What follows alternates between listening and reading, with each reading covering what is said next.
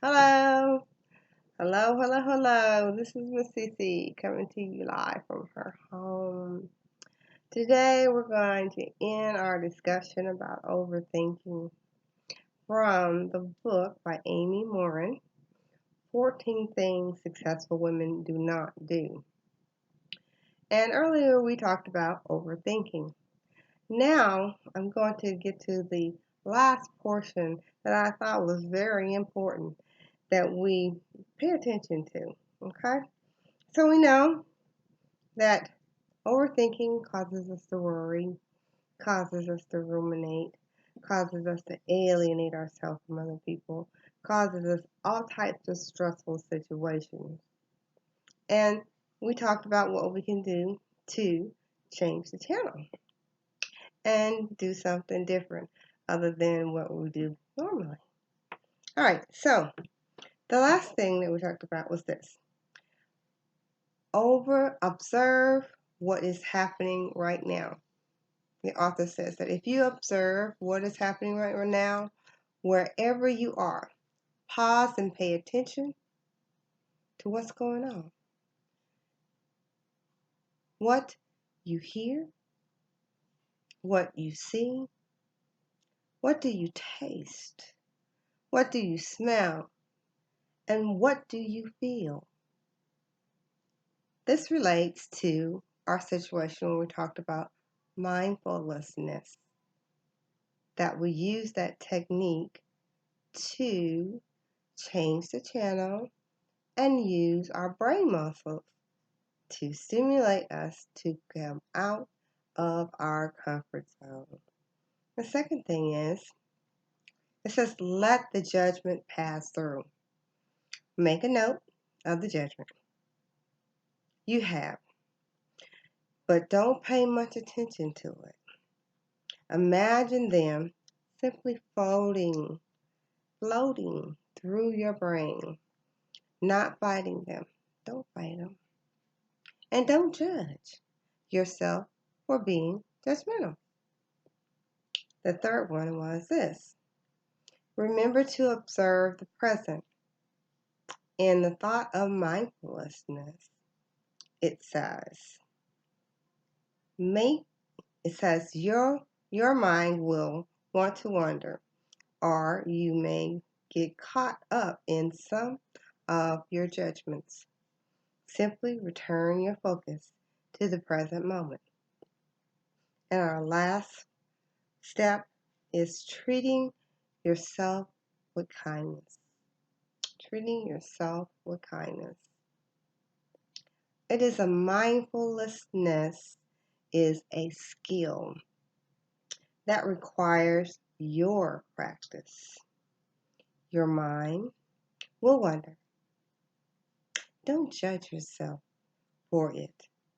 Simply return your attention to the present and move over and over again. Now, there are about 3 or 4 areas that overthinking affects. It can affect our careers, and in that will affect our careers, it causes us to worry in our careers. You know, if you overthink stuff and you're on a job, you worry about what your boss thinks of you. Did you perform this right? Whatever. You know, I'm not saying I'm making little of it because I have been guilty of it myself. Okay? You know, you go to work and you work hard every day and you worry whether or not sometime if you have done enough. Do you need to do more? Do you need to do more on-site education? Do you need to do more outside education in order to get promotions? See, we worry about things that are valid on our careers. We worry about whether or not if we take out time for our family to have a life work balance, then are we going to be judged for the fact that we took out time to be with our family? Or perhaps you are worrying about life work balance and you're ill. and you you feel so guilty. It's like, oh, I've got to be at work. No, precious, you don't have to be at work. If you have leave on the books and you're sick, stay home. Because many offices over and over again, if you sick and you come to work and you make everybody else sick, then that's not a good thing. And your manager will be very upset with you. So, careers, we worry about them. Now, next is our families. They can be a very rich source of ruminating. That means thinking over and over and over and over and over again and worrying about the same issue day in and day out. Ruminating. Why did my parents favor my brother over me? Ruminating. What did my mother stay? Why did my mother stay with my stepfather? Ruminating. Why can't my family accept me as who I am? Families are the worst. And I'm quite sure there's some people out there that know exactly what I'm talking about. They can make you feel the most horrible. They make you feel horrible. And they don't realize that they're doing it at times. You know, they're just so used to being caught up in themselves and talking in circles that that's what they do. Not too many people that I know of, or even reading her book, indicate that, my family member is very straightforward and will talk to me, communicate with me. We will exchange our ideals and agree to disagree and go our separate ways. No, no, no. Family is the top stressor for women. You got children, you're stressing. If you're married, you're stressing. If you got an older parent that's in a retirement home or living in the same house with you, you're stressing. If you've been sick and you got medical bills, you're stressing. So, our next one was this one, our social life. In our social life, we worry, we ruminate, we ask ourselves whether or not if we're good enough. We worry. I mean, it's like, oh my goodness. And it says here in her book, she says, your social life can be simple or complicated as you make it. Overanalyzing your friends' actions, holding a grudge, or allowing others to violate your boundaries makes it much more complicated. That then is needed. You're making it more complicated than you need to be. Okay? And when I read that, I said to myself, I said, perhaps for me, I said, I guess that's where I get that cut and run thing going.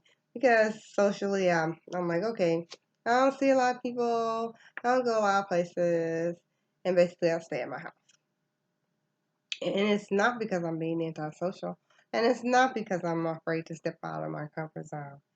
It's because I don't like the drama. That sounds kind of weird, right? Yeah, okay. I'm giving you advice on something that I know, and I'm quite sure you, as a woman, have experienced that, where you're in a social setting and you're really worried about whether or not if you did a dinner party correctly, did you invite all the right people? If it's your social life and you have children that are playing soccer, basketball, football, and you're supposed to bring the refreshments for a soccer game, trying to decide on, okay, did I get the right stuff for the girls or boys to eat on at break? You're worrying. You're worrying yourself to death. Now, this is my pearl of wisdom is this. Worrying is just like a rocking chair. And you've heard this before. It goes back and forth and back and forth. And you never go anywhere. You remain in this rocking chair, in this systematic rolling forward and backward until you wake up one morning and say, you know what? I really don't need to do this anymore. I don't. I am enough. I'm good enough. I am great. You are great. We all have our things that make us feel less in our lives. Let us not make the practice of worrying ourselves to death be our own undoing, be it socially, within our families, or in our careers. Worry is something that you can let go of if you take in consideration the process of mindfulness practice. Stopping what you're doing, walking off for 5 to 7 minutes. Come back, do your task, perform what you have to do, but you had a break. They tell you all the time in your job, says, no, you shouldn't sit at your desk all day long. And they get up and walk around. That's very, very true.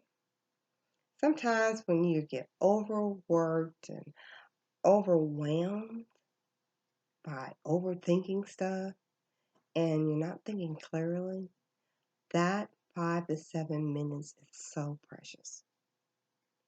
So, in our mindfulness practice, we need to stop, walk away, and come back later.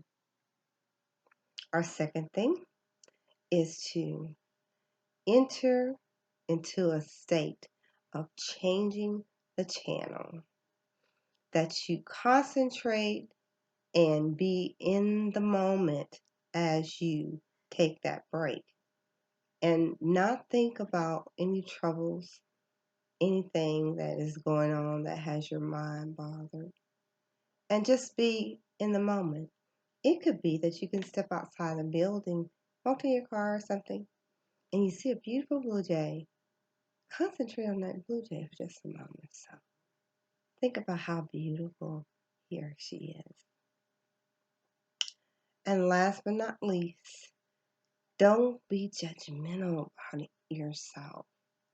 You are wonderful. You are fantastic. You have all the things that it takes. You're good enough, baby. So I wanted to let you know that today. This is going to be our last portion of Amy Morin's book on overthinking. I hope this has helped someone. And next time when you get yourself all flustered and stuff, stop, take yourself a little break, and practice mindfulness. Well, that's going to be all for me today. Like I say all the time, kiss the ones that you love. Hug and kiss your children and let them know that you love them and that they're important to you. And after you do that, I'd like for you to understand that tomorrow's not promised. We have only today. And in that, we need to make memories so that our legacy will live on. Hug that person you love today. Make a difference, make a change in your life and how you perceive things. Don't overthink it. Just do it.